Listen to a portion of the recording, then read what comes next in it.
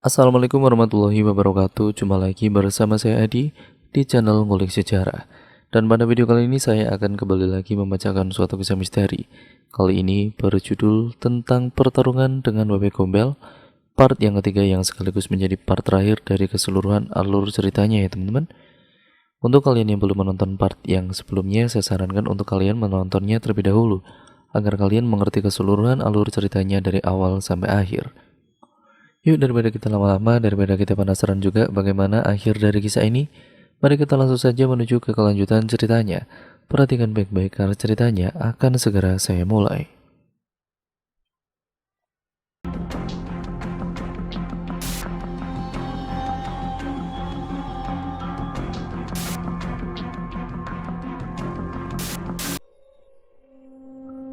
Laki-laki tua itu berjalan beriringan dengan anak bungsunya, menyusuri jalanan desa yang gelap dan sepi.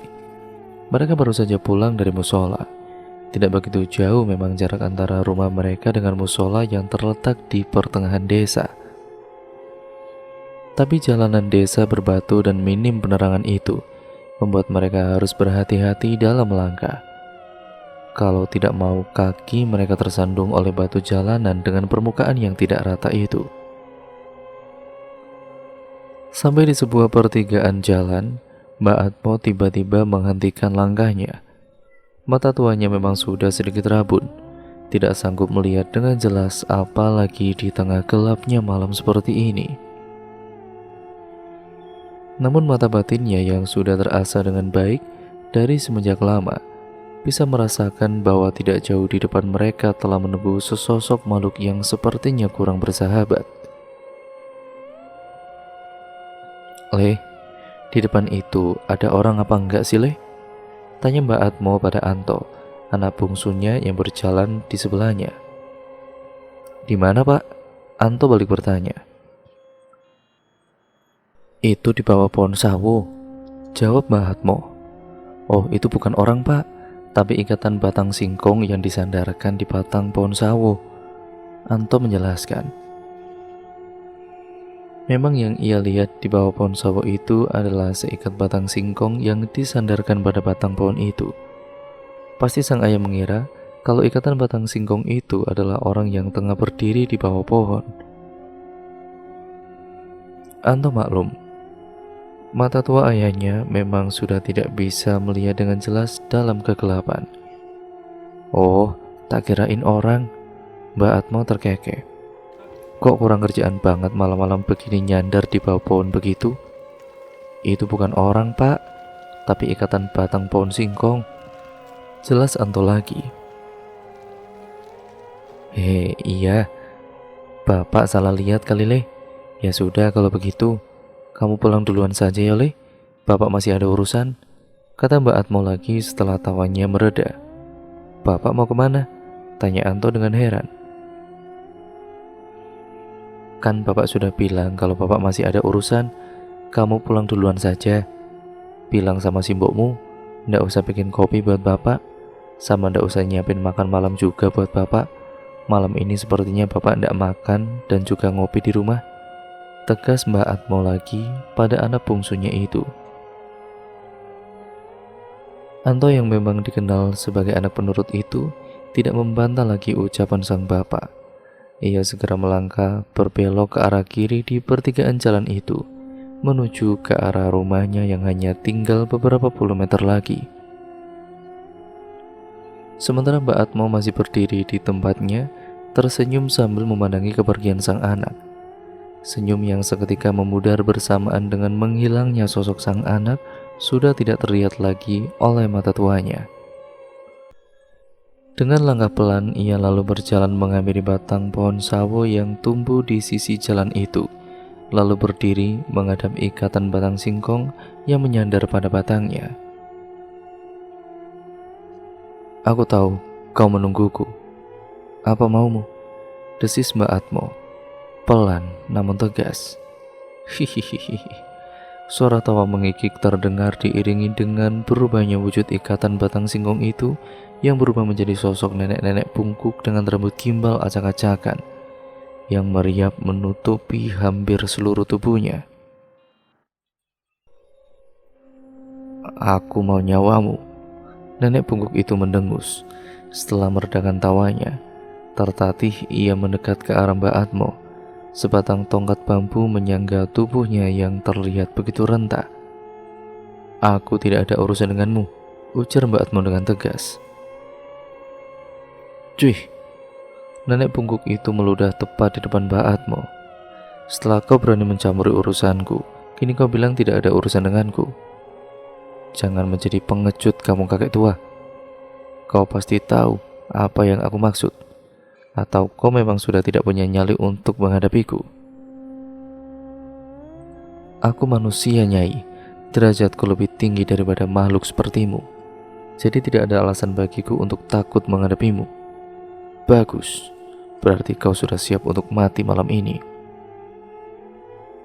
Hidup dan matiku bukan ditentukan oleh makhluk sepertimu. Lagi pula aku tidak takut mati jika itu untuk melindungi sesama dari perbuatan kejimu itu. Hihihihi. Kembali nenek pungguk itu tertawa mengikik. Dasar manusia sombong, ku cabut nyawamu malam ini juga. Nenek pungguk itu tiba-tiba melesat ke depan, menyerang Mbak Atmo dengan menggunakan tongkat bambunya. Serangan yang tidak terduga karena sosok yang terlihat begitu lemah itu ternyata mampu bergerak dengan sangat cepat. Namun bukan Mbak Atmo namanya kalau bisa dipecundangi dengan cara semudah itu.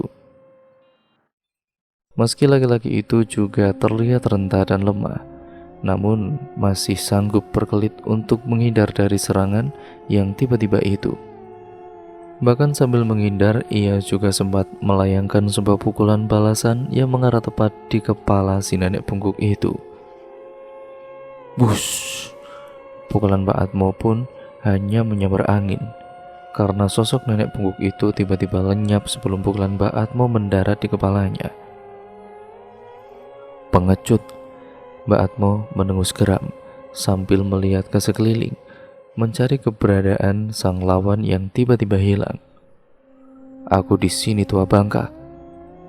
Terdengar suara si nenek dari arah atas. Mbak Atmo mendongak bersamaan dengan si nenek yang tengah duduk ongkang-ongkang di atas dahan itu, melemparkan tongkat bambunya. Ujung tongkat yang runcing itu mengarah tepat ke jantung Mbak Atmo.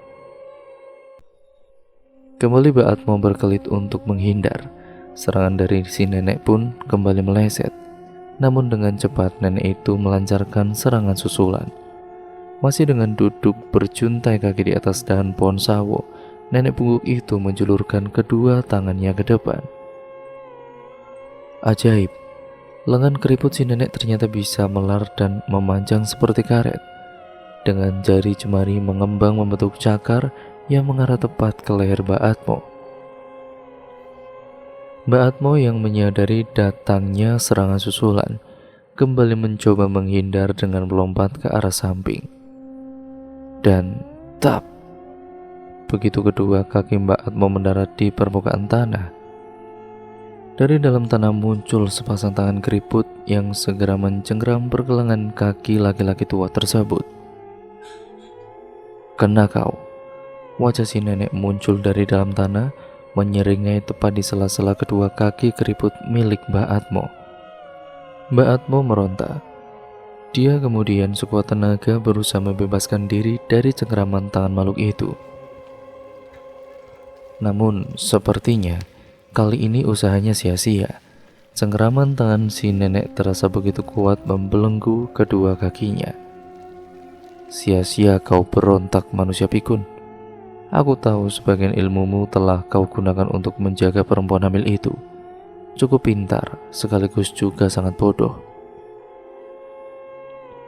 Dengan menitipkan ilmunya pada gelang yang kau berikan kepada perempuan itu, maka itu membuatmu malam ini menjadi manusia pikun yang tidak punya apa-apa.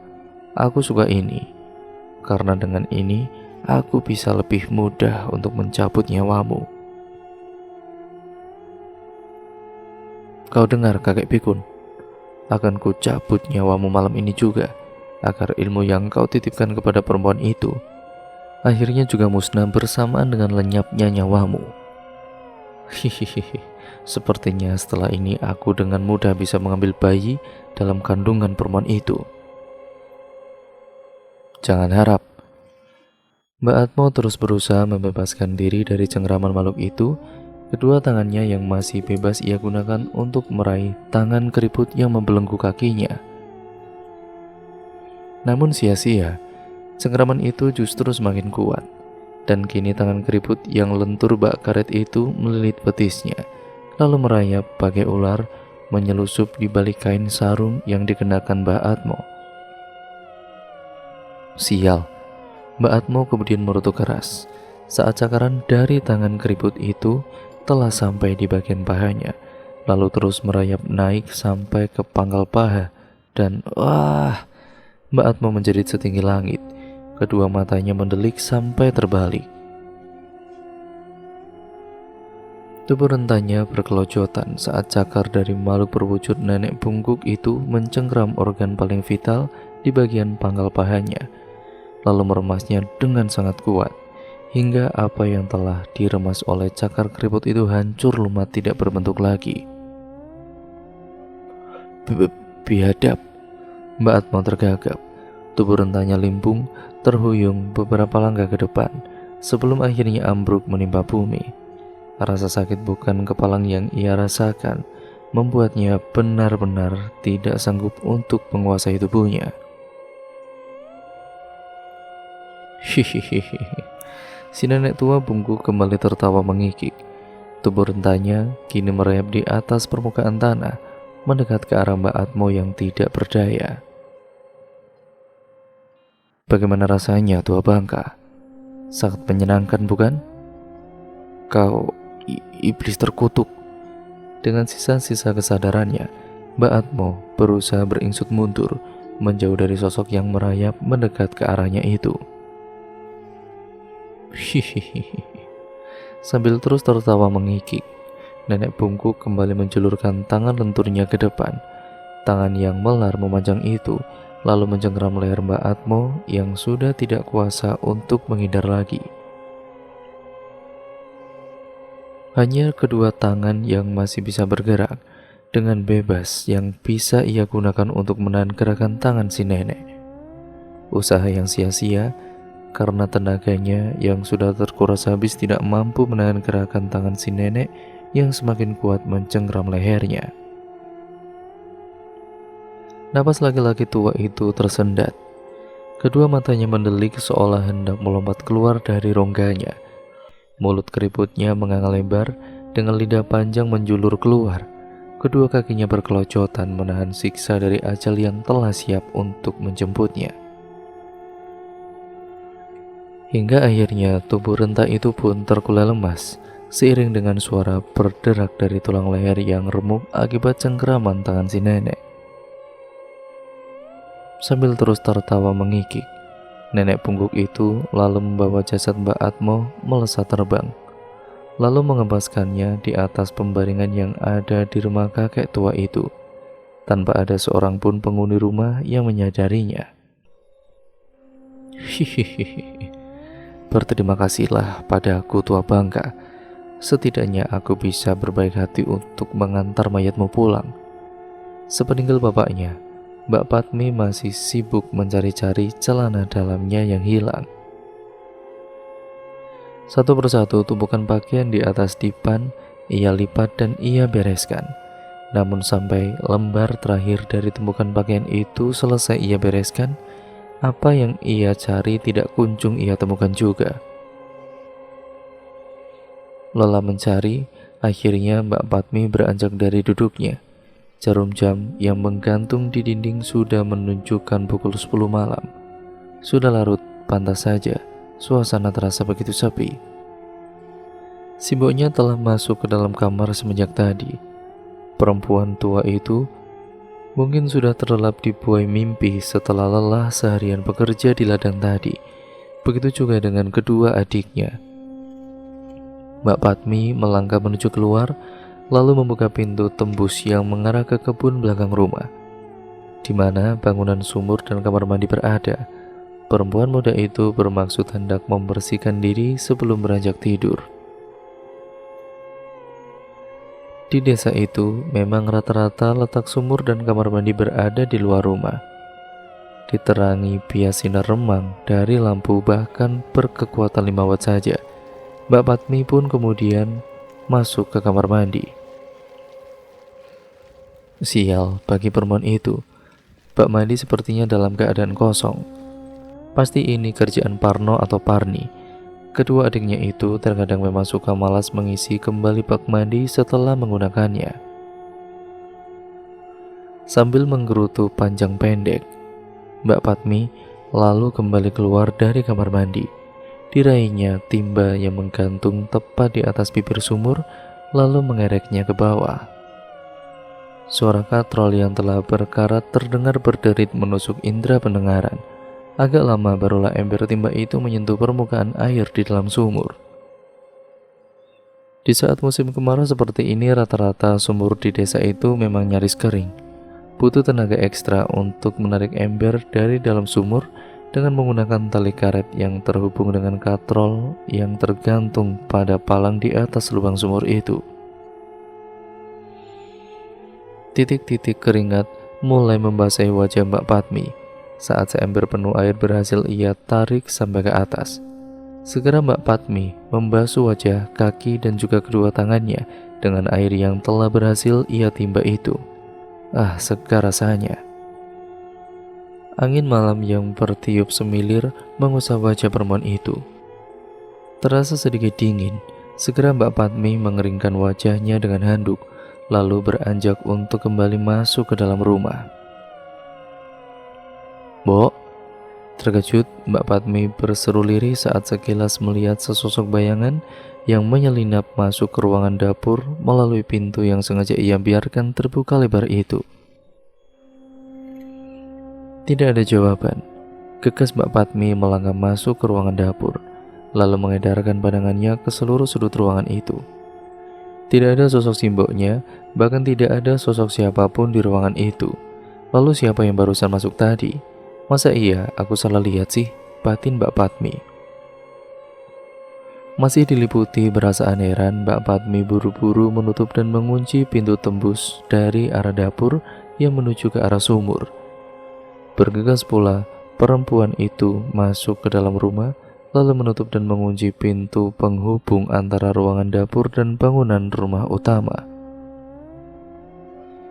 Sedikit liar matanya menatap pintu kamar simboknya yang tertutup rapat. Perlahan Mbak Patmi mendekat ke arah pintu itu dan membukanya. Nampak di atas dipan Mbok Mitro tengah tertidur pulas berselimut kain batik. "Mbok," panggil Mbak Patmi dengan pelan. Tidak ada jawaban. Perempuan tua itu sedikit pun tidak bergeming di atas ranjang tempat tidurnya. Sepertinya ia telah tertidur dengan sangat pulas. Cepat sekali Simbok kembali tidur, padahal barusan dari dapur, pikir Mbak Patmi sambil pelan-pelan menutup kembali pintu kamar itu. Perempuan itu lalu melangkah menuju kamarnya setelah terlebih dahulu mematikan lampu di ruang tengah. Tidak lupa tumpukan pakaian yang sebelumnya telah ia lipat itu ia bawa untuk ia masukkan ke dalam lemari yang berada di dalam kamarnya. Perlahan ia lalu mendorong pintu kamarnya hingga terbuka lebar. Astagfirullah, Mbak Patmi nyaris terpekik saat sekilas matanya menangkap sekelebatan bayangan yang melintas di depan matanya. "Parni?" Sedikit gemetar, Mbak Patmi memanggil nama sang adik perempuan yang terkadang memang menyusulnya ke kamar itu karena takut tidur sendirian di kamarnya.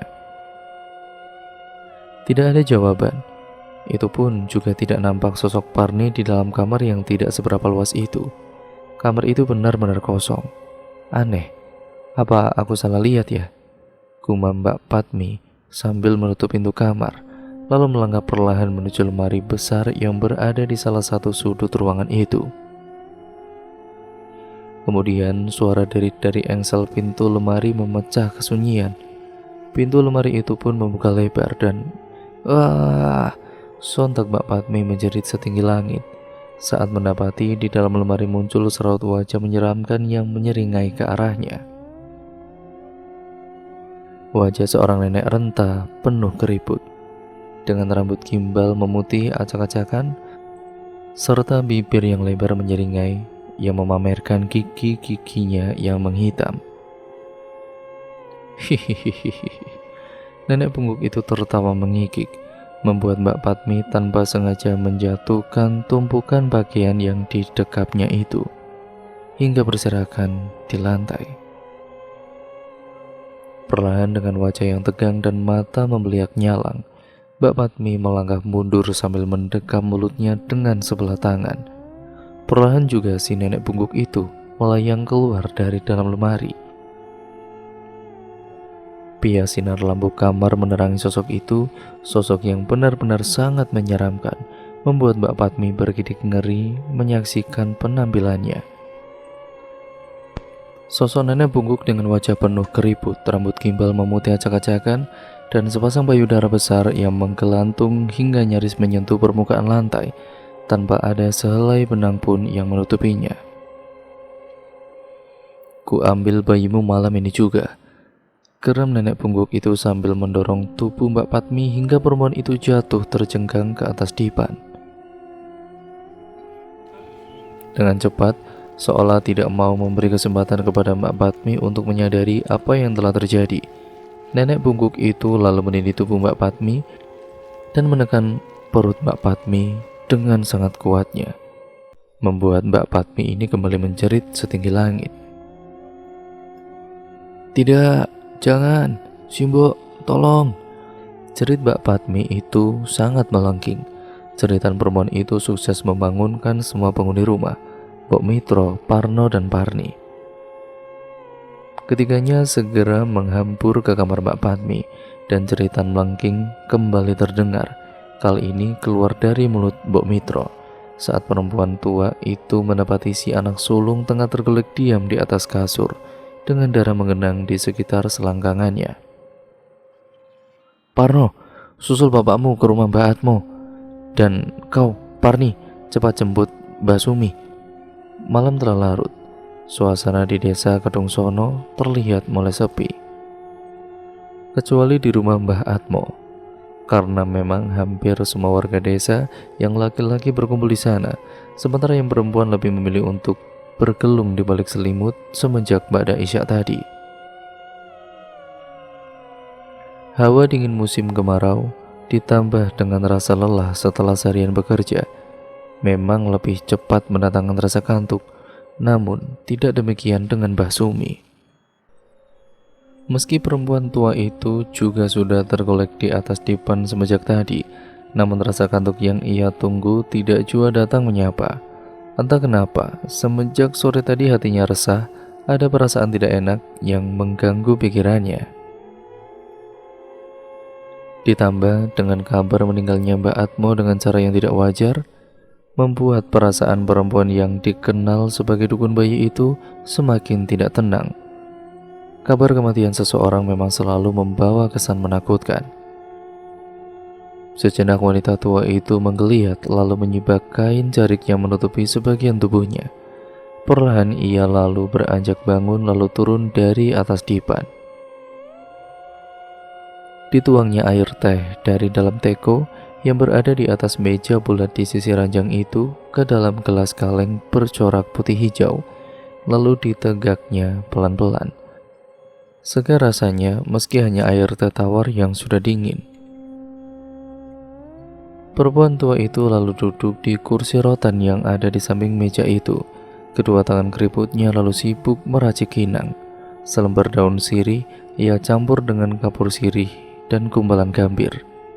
Lalu ia kunyah dengan perlahan sambil menyandarkan punggung pada sandaran kursi yang ia duduki.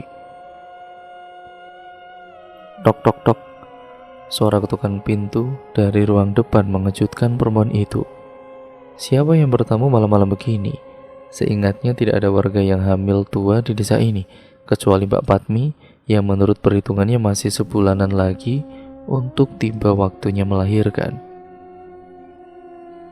Sebagai seorang dukun bayi yang sudah cukup ternama, sudah biasa Mbah Sumi ini kedatangan tamu di waktu-waktu yang bukan saatnya untuk bertamu. Dan biasanya mereka yang datang itu membutuhkan bantuannya untuk menolong orang yang hendak melahirkan. Siapa ya? Mbak Sumi berseru sambil melangkahkan kakinya tertatih menuju ruang depan. Saya Mbah, Parni. Suara anak perempuan terdengar dari balik pintu. Mbah Sumi pun segera membukakan pintu untuk tamunya itu. Ada apa, Nduk? Tanya Mbak Sumi sambil memicingkan mata tuanya. Suasana gelap di luar sedikit mengkaburkan pandangannya. Anu Mbah, disuruh Simbo buat jemput Simbah. Mbak Patmi sepertinya mau melahirkan, jawab anak itu. Loh, bukannya baru 8 bulan ya? Tanya Mbak Sumi lagi dengan heran. Enggak tahu Mbah, tapi Mbak Patmi sudah kesakitan tuh. Makanya Simbo nyuruh saya kemari buat jemput Simbah, jawab anak itu lagi. Oh ya udah, tunggu sebentar yo. Simbah tak siap-siap dulu. Mbak Sumi kembali masuk ke dalam. Tidak butuh waktu lama baginya untuk mempersiapkan apa yang harus ia bawa saat dia akan menolong orang yang hendak melahirkan.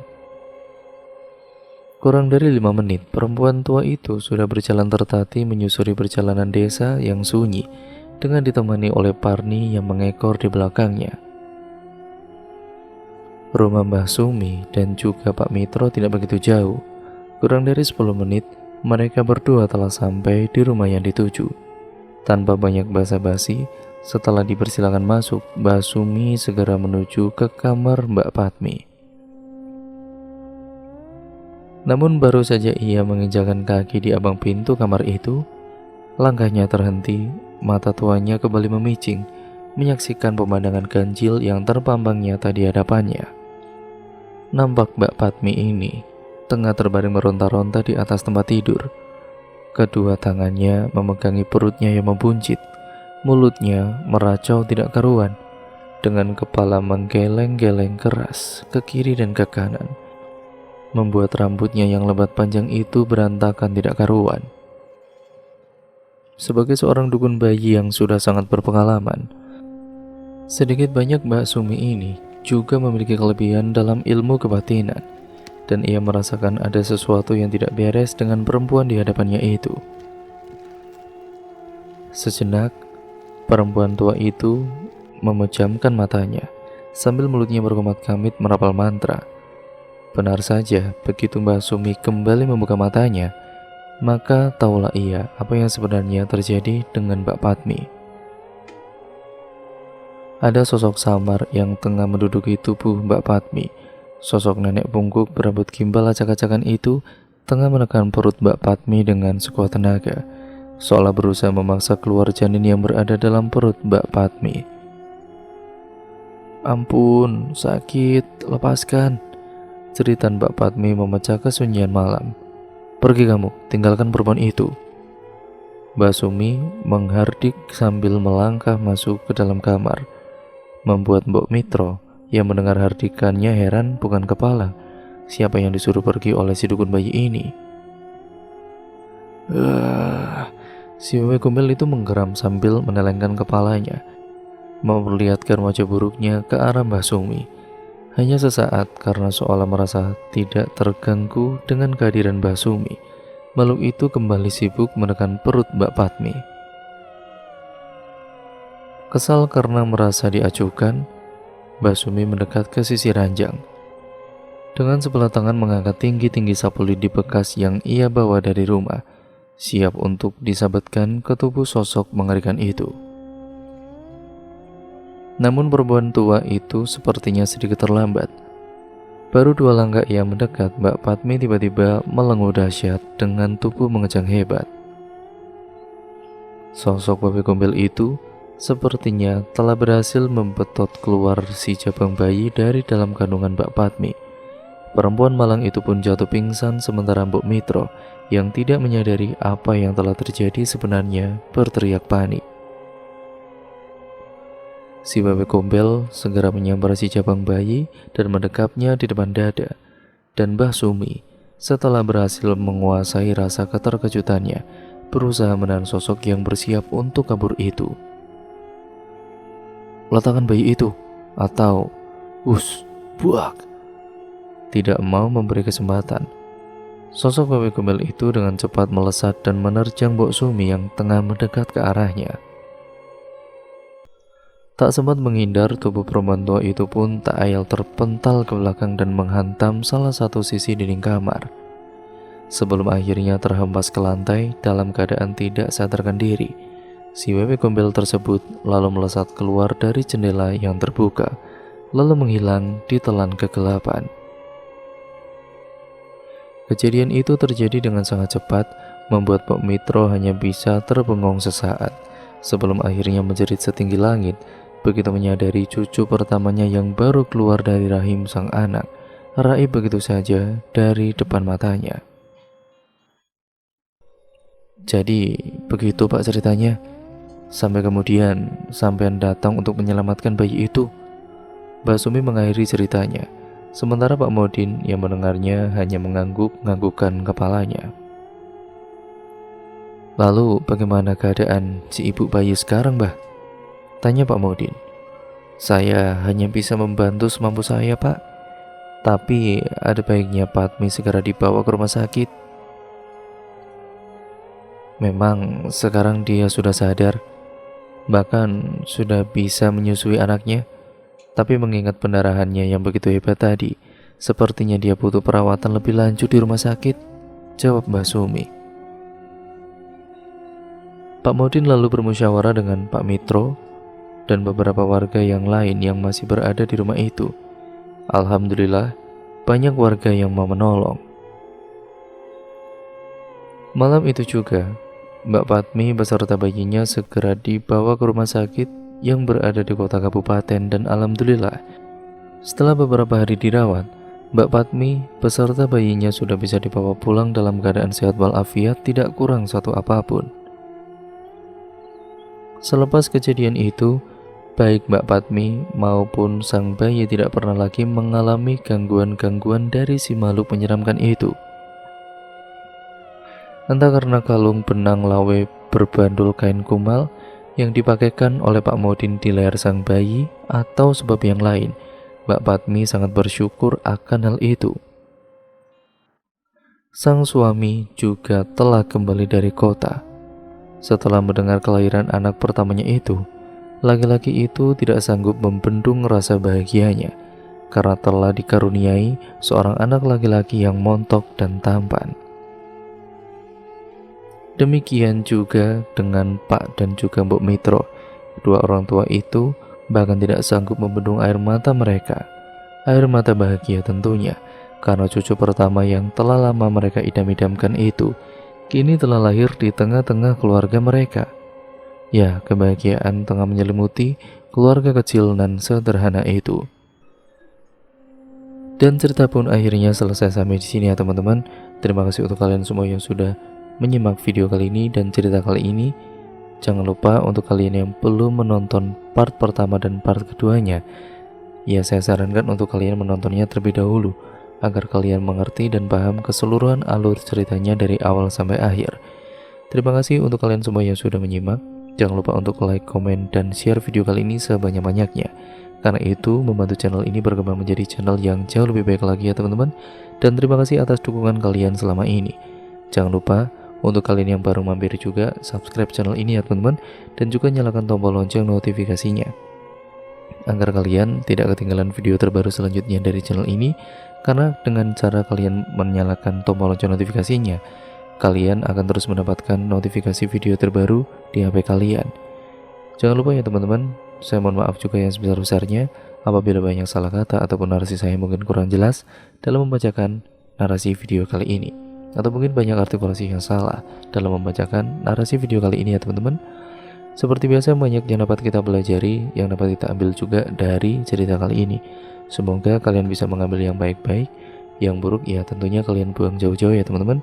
Jadikan ini sebagai pembelajaran untuk kita semua agar kita menjadi manusia yang jauh lebih baik. Terima kasih, kurang lebihnya mohon maaf. Video ini saya akhiri. Wassalamualaikum warahmatullahi wabarakatuh.